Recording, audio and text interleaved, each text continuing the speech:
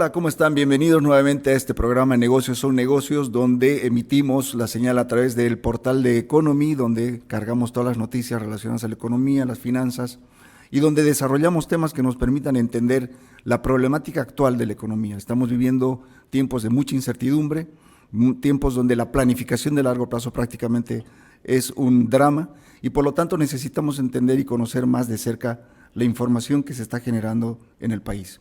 Uno de los temas que nos atinge en este momento y que vamos a tratar con los especialistas es la contaminación de Bolivia. Pero más allá de la contaminación, lo que nos interesa saber es cuánto afecta a la economía boliviana la contaminación, la deforestación, la contaminación de cuencas de ríos, cuánto afecta el narcotráfico a la contaminación y a la economía boliviana.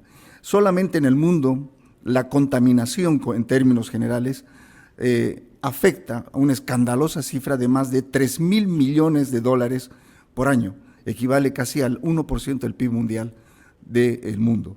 Entonces estamos frente a una problemática muy seria y queremos saber cómo estamos en Bolivia con este tema. Nos acompaña Jorge Ávila, gerente general de la Cámara Forestal de Bolivia. Jorge, bienvenido al programa. Y también nos acompaña Rudy Valverde, especialista en temas ambientales. Partamos contigo, Jorge. ¿Cómo ves tú este panorama de la contaminación, de la deforestación y cómo ves el impacto en la economía boliviana? ¿Tú crees que estamos en un punto de equilibrio yendo a algo negativo? Absolutamente. Tenemos que considerar que lo que estamos destruyendo es un activo, es un patrimonio que puede ser perfectamente sopesado económicamente. El activo principal que hoy estamos destruyendo tiene que ver con el suelo y lo que viene adherido al suelo, que son los bosques y la biodiversidad. Ambos aspectos fundamentales para el desarrollo económico de cualquier tipo de sociedad y especialmente la nuestra, donde hemos centrado nuestro desarrollo en actividades productivas que tienen que ver con el recurso natural, suelo y bosque. Por tanto, cualquier acto de destrucción de este bien va a generar un decrecimiento de mi activo, de mi patrimonio, que es lo más importante que yo tengo, con una connotación adicional que no solamente tiene un impacto económico, aquella destrucción de mi patrimonio, sino que también tiene un impacto económico, ecológico y social. Claro. ¿No es cierto? Porque el impacto medioambiental es transversal el impacto. Absolutamente para todos y afecta sin discriminar a nadie. Por tanto, ese daño que genera la deforestación, que posteriormente produce incendios, contamina el ambiente, destruye la biodiversidad, degrada los suelos y por tanto estoy reduciendo mi patrimonio, mi capital. Mi competitividad como país. Y desde luego nos estamos poniendo en una situación de desventaja competitiva con otros actores de la región que pueden estar haciendo las cosas de mejor manera que nosotros. Por tanto, desde mi punto de vista es un problema de falta de visión, en primer lugar de falta de visión y en segundo lugar una ausencia total de compromiso con la raza humana. Esos para mí son los dos elementos fundamentales de esta cada vez más creciente cada vez más creciente proceso de destrucción de uno de nuestros principales activos como son los suelos y los bosques de nuestro país. En esta primera fase yo creería que estamos hablando de una ausencia de política de Estado, de protección de nuestro patrimonio. ¿Existe una política de Estado? En realidad yo puedo coincidir en parte con tu criterio, pero por los hechos creo que más bien lo que existe es una decisión política del Estado de precisamente avanzar en ese sentido, de generar las condiciones para que esto ocurra. ¿Qué quiero decir con esto? A ver, no podemos negar que en Bolivia estamos viviendo un estado de anomia tremenda, absoluta, ¿no es cierto? Sí. Donde la norma es laxa, sí. Donde gana el que puede. ¿Y quién es el que puede? El que tiene poder político. Normalmente ese es el que gana. Entonces hay una competencia por ocupar estos espacios del territorio. Por un lado, un propósito absolutamente claro de orden geopolítico, que no lo podemos negar, y por el otro lado hay una intencionalidad absolutamente económica que tampoco la podemos negar. Es decir, se han puesto de acuerdo el hambre con las ganas de comer más o menos aquí. Y esto que ha producido que haya una desmedida competencia por llegar a ocupar el territorio de la manera más rápida posible, consolidarse en ese territorio y lograr los beneficios económicos que generalmente se logran por este tipo de actividad. Sin embargo, esta carrera desmedida, sin regulación, promovida incluso por el mismo Estado por esos dos propósitos, está poniéndonos como región y como país en una desventaja tremenda que la vamos a comenzar a sufrir en breve. Es más, ya estamos comenzando a sufrir alguna de estas consecuencias. La principal es de orden climático o medioambiental. Exceso de sequías, ¿no es cierto?, temperaturas elevadísimas que las estamos viviendo, contaminación del aire, contaminación del agua, de los ríos, etcétera. Y después vamos a comenzar a vivir la otra consecuencia, que es la degradación de los suelos y por tanto la falta de productividad, la falta de fertilidad en los suelos va a generar una situación de dificultades para producir más y mejor, eso que va a implicar que vamos a tener que invertir en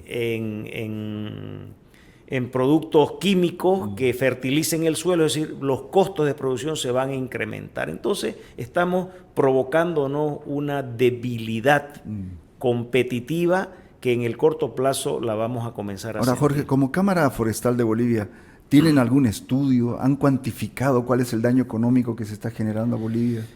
No hay un estudio que cuantifique este impacto, pero nosotros lo medimos desde el ámbito forestal específicamente, porque es lo que conocemos. No me atrevería yo a hacer una medición o a dar una opinión en torno al impacto que tiene esto en el ámbito agropecuario, por ejemplo. Pero sí en el forestal lo podemos hacer. Y tenemos algunos datos. La deforestación, las ocupaciones a las tierras forestales en el sector se han podido constatar de manera muy, muy clara en los últimos 15 años.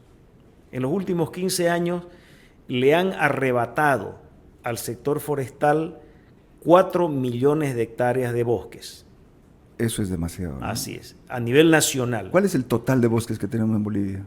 Bolivia tiene más o menos 47, 48 millones de hectáreas, de las cuales 28 millones estaban asignadas para el aprovechamiento maderero. El resto son consideradas como áreas protegidas, parques nacionales, son suelos frágiles. Pero de esas 28 millones de hectáreas, cuando se implementó la Ley Forestal 1700, se le asignaron a la empresa forestal, a la empresa maderera, 6 millones de hectáreas el año 1997. Hoy, al 2023, de esas 6 millones de hectáreas, solamente tenemos 2 millones. De esas, en esas 6 millones de hectáreas existían 89 unidades productivas, empresas, concesionarias. Hoy solo tenemos 20.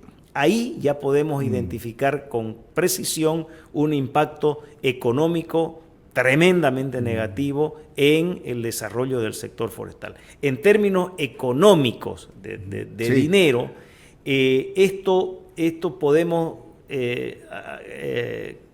identificarlo de la siguiente manera. Si 2 millones de hectáreas en 20 empresas generan una economía en el mercado interno de aproximadamente 600 millones de dólares anuales y aproximadamente 105 millones de dólares anuales de exportación, podemos nosotros multiplicar estas 20 empresas por como fuera con 80 empresas. Claro. ¿no es cierto? Podemos multiplicar 20 más 80, sumar 20 más 80 y vamos a tener un impacto económico que hemos perdido en los últimos 15 años. Lo mismo en cuestión de superficie. Si con 2 millones de hectáreas estamos produciendo 1.8 millones de metros cúbicos, imagínate lo que podríamos producir con 6 millones de hectáreas. Entonces, el impacto que tiene esta realidad, ¿no es cierto?, de ocupación abusiva del territorio, de destrucción de los bosques, es definitivamente muy, muy perjudicial para el sector forestal en particular. Rudy, hay un elemento que siempre me llama la atención a mí cada vez que hacemos entrevistas en este programa, y es la ausencia de data, la ausencia de informes. Pareciera que en Bolivia no tenemos la costumbre de medirnos, de investigar, o las universidades públicas no llevan adelante investigaciones al respecto. Jorge nos está mandando una data muy interesante económica. ¿Cuál es la visión tuya como especialista en temas ambientales, Rudy? ¿Cómo estamos perdiendo esta competitividad tan grave como Bolivia? Bueno, es evidente y es notorio la falta de datos, y es por eso que, bueno, a nivel Bolivia todavía no se maneja ni siquiera iniciativas a nivel Estado, municipales, gobernaciones, ni siquiera el Ministerio de toda la nación, en cuanto a hacer medidas ya de mitigaciones exactas, puntuales en el tiempo, porque ya ellos no pueden definir datos ni situaciones en cuanto a la sequía, en cuanto a lluvia, en lugares donde ya se tiene medido que esto ha sucedido. Entonces, y vemos que es recurrente este tema de que no se toman medidas y acciones adecuadas, ¿no? Entonces, por eso decía yo que hay una falta de política de Estado. No hay una política de Estado de preservación, no hay una política de Estado que defina el uso de los suelos. Eso es notorio con este simple dato, que nosotros hasta el momento 2023 seguimos manejando una ley de medio ambiente del año 92. O sea, no tiene sentido, y yo creo que desde ahí parte gran deficiencia de control de Estado en todos los niveles, de cuanto a rigurosidad, en cuanto a medidas de mitigación, en cuanto a parámetros de control. Seguimos midiendo con parámetros que ahorita uno los ve y es una burla. Entonces tenemos parques industriales que nos contaminan de manera descarada, explotaciones de áridos de manera descarada, que hasta ahorita nadie se hace responsable. Los niveles de Estado se pelean entre competencias. Entonces, yo personalmente lo he vivido, y bueno, y esto se va a todos niveles de Estado, desde la ley que nos rige a nivel nacional, leyes departamentales, leyes municipales que ni su propio municipio pueden reglamentar con simples reglamentos para controlar diferentes aspectos ambientales, ¿no? Entonces, hay una falta de normativa legal, creo que desde ahí podemos partir, que afecta demasiado, porque no existe un control de parte del gobierno, de los políticos, de darle importancia y, bueno, o sea, poner un parámetro de rigurosidad donde todos nos pongamos en línea, y la verdad, el empresario privado, tanto ellos, tomemos en serio, pues ya que es notorio el cambio climático. Ya el cambio climático ya no es algo que podemos mirarlo nosotros de palco, lo estamos viviendo. Ya llegó a Bolivia, ya está en nuestro municipio.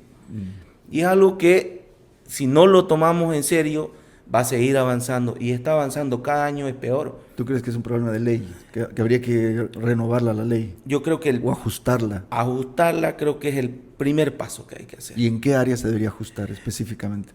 Lo primero, en ajustar los parámetros permisibles y medidas de mitigaciones más rigurosas para los proyectos. Lo segundo, poner competencias adecuadas a los municipios para que ellos sean los que controlen. Porque no puede ser de que en un municipio, ejemplo Santa Cruz de la Sierra, maneja un montón de industrias, un montón de acciones, pero solamente puede hacer una notificación diciéndole: señores, ustedes están haciendo un daño al medio ambiente. ¿Qué pasa? Se lo pasa a la gobernación, le informa, y la gobernación, como maneja un departamento tan grande, sabrá Dios si lo multa o le hace una acción. Tú dices que hay un peloteo ahí, ¿no? Total. Nadie se hace Entonces, cargo. ¿quién es mejor que el dueño de casa para controlar a los que viven, pues, no? Entonces, ahí hay un gravísimo problema en temas de competencia, que hasta ahorita, y tengo conocimiento de que el RAI, el reglamento de industria, recién ha sido modificado y seguimos en la misma. Jorge, ¿no? Entonces, el tema de la reglamentación de la ley, el otro día hablábamos con Álvaro Ríos y mencionaba también algo similar a lo que dice Rudy. La ley de hidrocarburos ya tiene más de 22 años, 23 años, y no se ha actualizado, y estamos bajo una ley que ya no es anacrónica, pero necesita una serie de ajustes. ¿Tú crees que la normativa desde la Cámara Forestal de Bolí es importante ajustar esta normativa? ¿Es importante hacerle algunos giros de tornillos ahí? Generalmente las normas son consecuencia de la realidad social y toda norma tiene que marchar de acuerdo a la evolución de la sociedad. Y es evidente que mucha de nuestra normativa merece ser revisada. Sin embargo, yo creo que el problema central de los bolivianos no es solamente la norma o no ha sido la falta de normas, sino la falta de capacidad y de decisión política para aplicar las normas. Nosotros creemos que, por ejemplo, en el tema eminentemente forestal, una reforma a la Ley Forestal 1700 tiene que ser para actualizar los procesos de evolución de la industria del aprovechamiento forestal. Pero con una correlación de fuerzas como la que tenemos, con una composición de la estructura legislativa que tenemos, yo tengo terror de que eso ocurra, porque no creo que de esa estructura vaya a salir un producto acorde a la demanda y a la realidad actual de la industria y del sector forestal. Por tanto, prefiero quedarme con lo que tenemos, entre tanto no haya una comprensión política, social, ambiental, económica de lo que es este sector. Es decir, yo tengo temor, pero eso es específicamente en el sector forestal. Claro. Entonces, yo creo que las políticas de Estado tienen que ser prioritarias antes que una la decisión ley. Política, claro. Claro. El Estado tiene que definir políticas de largo plazo, antes de estar aprobando normas. Sí. ¿Ya? Porque si yo apruebo la norma sin tener una política de Estado, con seguridad que voy a colusionar y que voy a tener dificultades en su aplicación. Por tanto, por ejemplo, para el tema de recursos naturales, de los bosques, de las plantaciones forestales, que es un elemento ausente, lamentable, en este país, cuando la plantación forestal ya es una solución y una realidad económica en todos los países de la región, ¿no es cierto?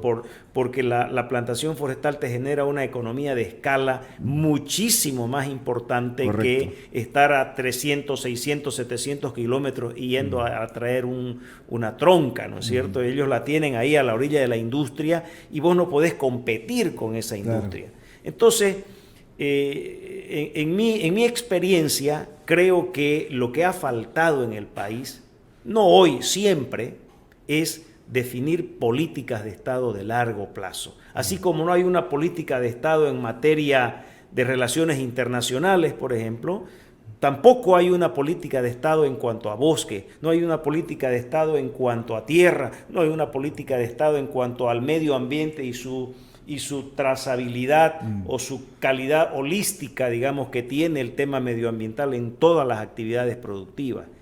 El Estado boliviano es deficitario en política. Lo que hace es simple y llanamente reaccionar ante determinada presión, ante determinada necesidad, y se contradice. Y te voy a ser más puntual.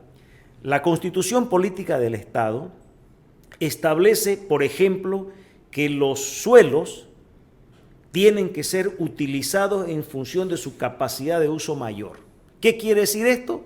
Que yo tengo que hacer agricultura donde el suelo me lo permite, ganadería donde el suelo me lo permite y actividad forestal donde el suelo me lo permite. Y hay suelos donde no me permiten ninguna de estas actividades, entonces son suelos frágiles que tienen que ser destinados para la protección. Eso dice la Constitución. Es más, la Constitución dice: quien incumple con esto tiene la posibilidad de ser sancionado o debe ser sancionado y además tiene la obligación de resarcir. Claro, porque es un daño. Eso un está daño en la, económico pero, al activo de Bolivia. Al activo de Bolivia. Me gusta que lo hayas agarrado el concepto, porque es nuestro activo, es nuestro patrimonio. Es como muchos dicen, son las joyas de la abuela que las estamos haciendo cenizas. No estamos teniendo una visión de largo plazo. Eso es lo que pasa acá. Pese a que está en la Constitución, como no hay una política de Estado responsable que regule de manera adecuada a estas actividades, entonces estamos destruyendo los bosques, estamos erosionando los suelos, estamos contaminando las aguas, estamos contaminando el medio ambiente, o sea, nos estamos haciendo un tremendo daño. Por tanto, el déficit es ese. Las políticas de gobierno están por encima de las políticas de Estado. Rudy, ahí complementando lo que dice Jorge, a ver, 3 precisiones. La primera, definitivamente cuando un político toma una mala decisión, afecta a todo un país. Cuando una persona toma una mala decisión, afecta a tu entorno inmediato, pero no haces un daño a toda una sociedad. Eso quiere decir que los políticos no están tomando buenas decisiones en temas forestales, de uso de suelos, etcétera. No te quiero meter en Honduras, Rudy, pero ¿qué pasa con el pachamamismo del Estado? Este pachamamismo, este concepto hueco que al final no dice, no hace nada, con el tema del medio ambiente. Claro, es algo contradictorio, usted mismo lo dice, ¿no? Tenemos un gobierno que adora a la madre tierra, ¿no? Y como lo dice, bueno, la madre tierra donde tenés que dejar a la tierra igual o en mejores condiciones a tus futuras generaciones. Pura retórica, ¿no? Exactamente, y estamos haciendo absolutamente todo lo contrario. Vemos que se permiten los avasallamientos, estamos con nuestras áreas protegidas totalmente avasalladas en su totalidad. No hay área protegida nacional que no esté avasallada o que no estén causando incendios o estén siendo inclusive insertadas por el narcotráfico. Ya lo hemos visto y es de conocimiento de todo que Lamboró, plantaciones de coca es algo totalmente, o sea, que no se puede creer. Rudy, ¿no? Entonces, un informe de Naciones Unidas en la Dirección de Lucha contra el Narcotráfico plantea un informe bastante preocupante, y es que el uso de químicos o toda la evolución de la tecnología en el agro está también impactando de manera positiva, curiosamente de manera positiva, en el narcotráfico. Porque la hoja de coca está siendo beneficiada con esa tecnología. Entonces tienes una hoja de coca que resiste cada vez más a los cambios climáticos, que puede ser plantada en cualquier suelo, que puede generar mayor cultivo. Entonces, eso es un tema muy complejo. Sí, efectivamente, ¿no? Nosotros, bueno, contaminando contaminando el medio ambiente, nosotros estamos aportando a que se degrade el medio ambiente mismo, la tierra, el suelo, y haciendo crecer el narcotráfico, o sea, aumentando su producción, porque sabemos que para que esta planta pueda nacer no existen condiciones ya en el tema medio ambiente, porque ellas se adaptan a lugares secos, húmedos, y bueno, esto la verdad que es lamentable, porque el mismo gobierno y las mismas áreas protegidas, a ojos de todos, estamos siendo ciegos ante una situación así. Jorge, a ver, yo no soy muy dado al tema de las cumbres o los grandes encuentros, etcétera, pero ¿qué puede hacer la Cámara Forestal en este tema? Tenemos 2 caminos por lo que yo veo. O seguimos quejándonos o tomamos una acción proactiva. ¿Qué acciones proactivas podría tomar la Cámara de inmediato para revertir esta situación? A ver, buena pregunta, y me permite compartir una propuesta que ya hemos lanzado como Cámara Forestal.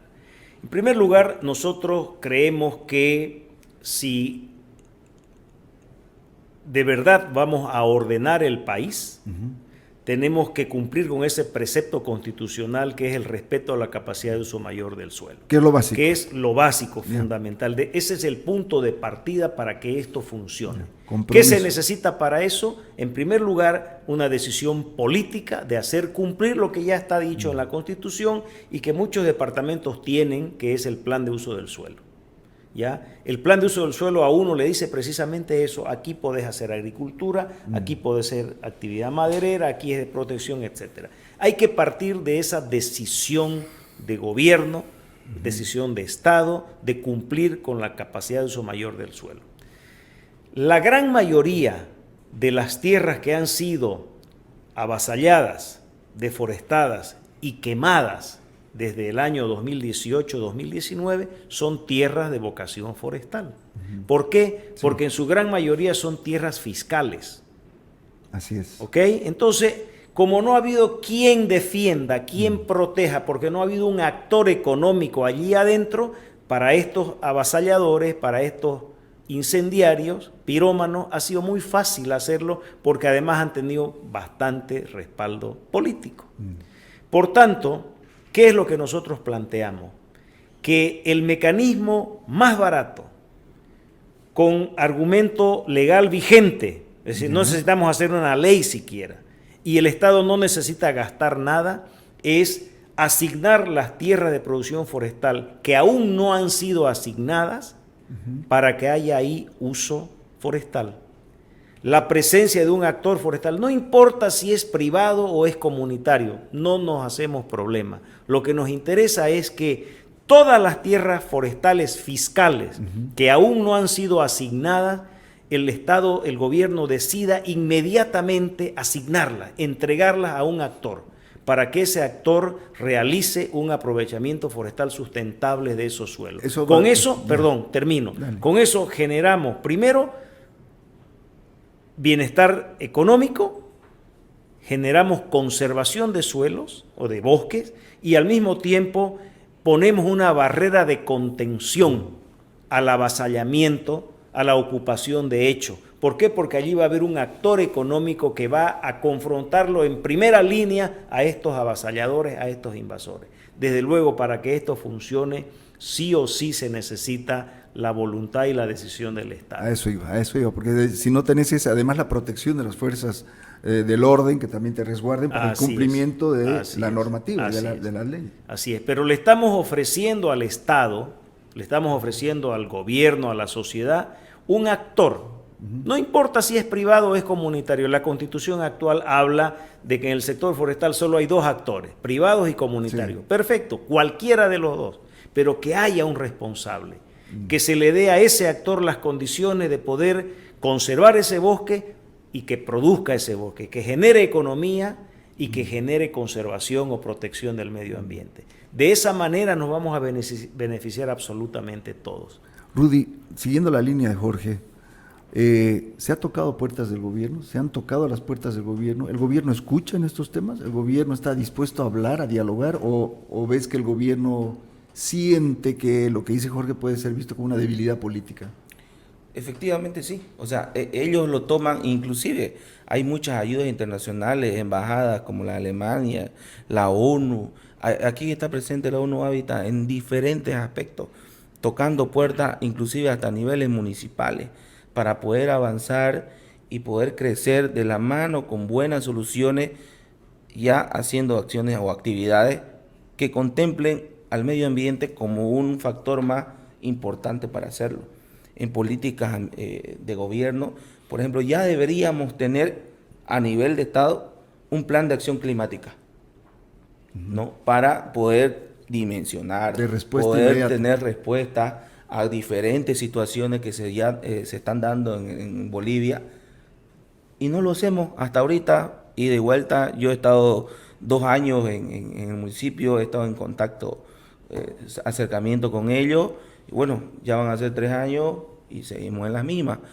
Inclusive todo es financiado, hay dinero que se está perdiendo del Estado por no permitir hacer este tipo de proyectos y que se genere acciones financiadas en la disminución el lago Popo está seco. El lago Titicaca va a ser una cloaca. Va a ser la próxima cloaca de Bolivia, el lago Titicaca.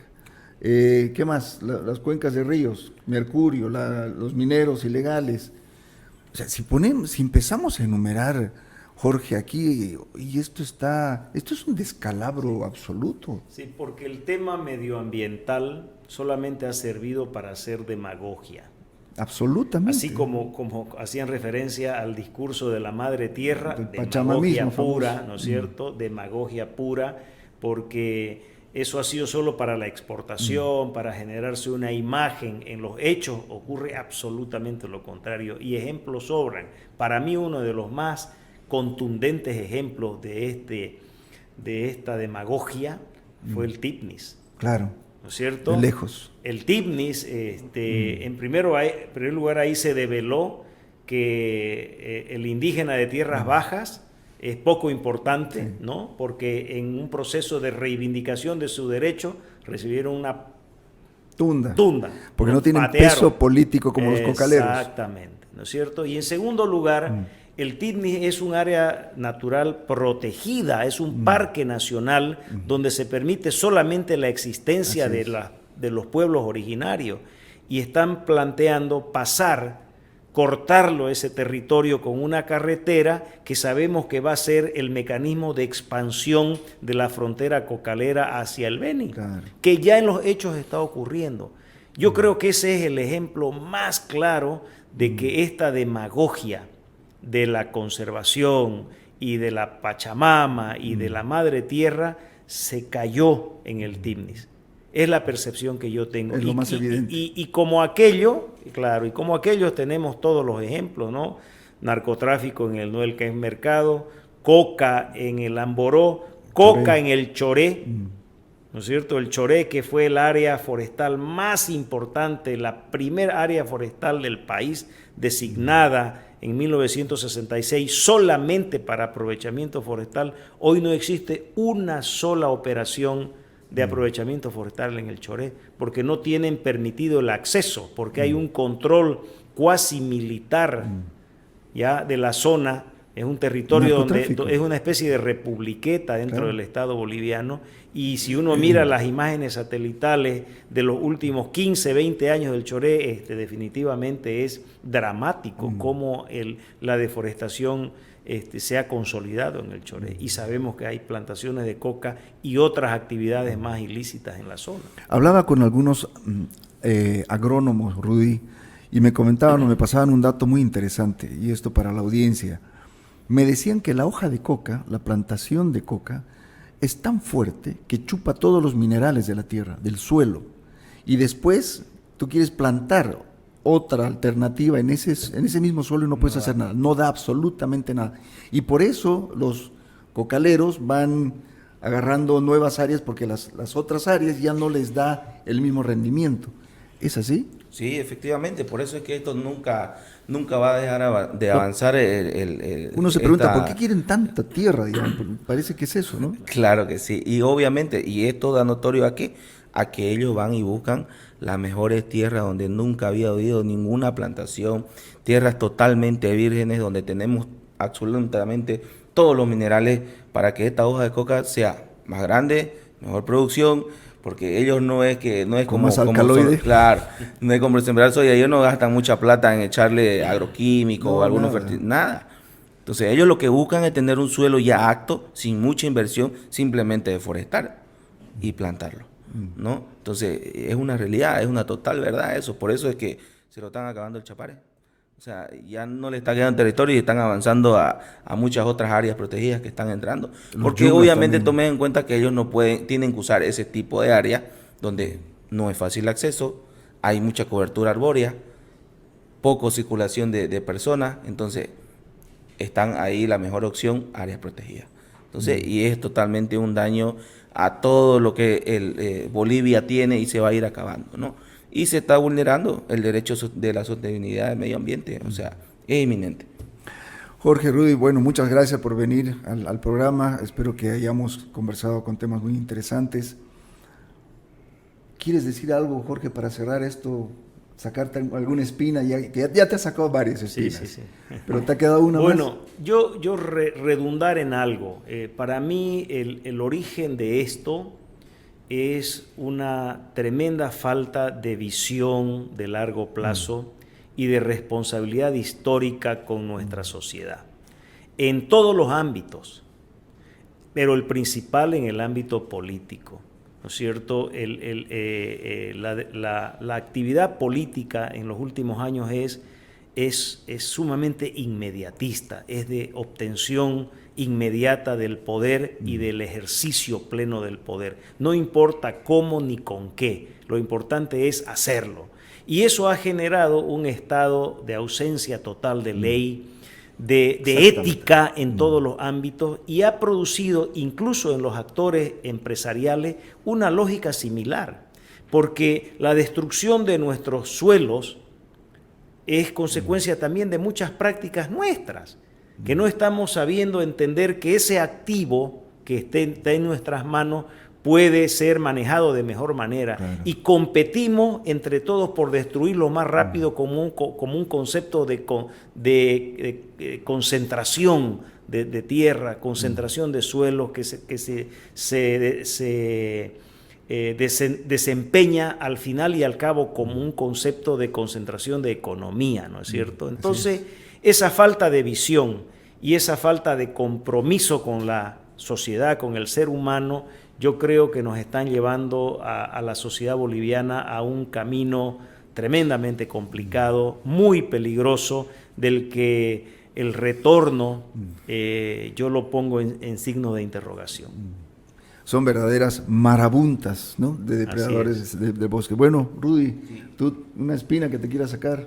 Bueno, no tanto una espina, sino un consejo como ingeniero ambiental, ¿no?, de que podamos tomar conciencia como ciudadanos y en diferentes niveles, ¿no?, del Estado hasta las mismas personas del diario vivir, todas las personas, que podamos tomar conciencia a que si queremos vivir bien, la solución es que tengamos un medio ambiente saludable. Y lo vivimos el día a día. Hemos tenido una semana de creo que nadie quería salir de su casa, y desde ahí podemos partir. Si queremos vivir bien, tenemos que tener un medio ambiente saludable y hacer cada uno su tarea poniendo su granito de arena, porque esto es tarea de todos. No es tarea solamente de un Estado o de un empresario, es tarea de absolutamente todos los que vivimos y habitamos en esta ciudad, en este país. Rudy, Jorge, muchas gracias por los datos, por la información, por haber aceptado la invitación de venir al programa. Decía un infectólogo que en estos días de contaminación, las personas estamos literalmente fumando 10 cigarrillos al día por todo el humo que estamos tragando. Así que imagínate el impacto de niños con asma, etcétera, etcétera, los hospitales colapsados. Es un impacto transversal y de costo para el Estado, el tema de la calidad de vida. Correcto. Muchas gracias nuevamente por asistir a la entrevista. Estamos a sus órdenes. Y con nosotros volvemos un momento más. Gracias.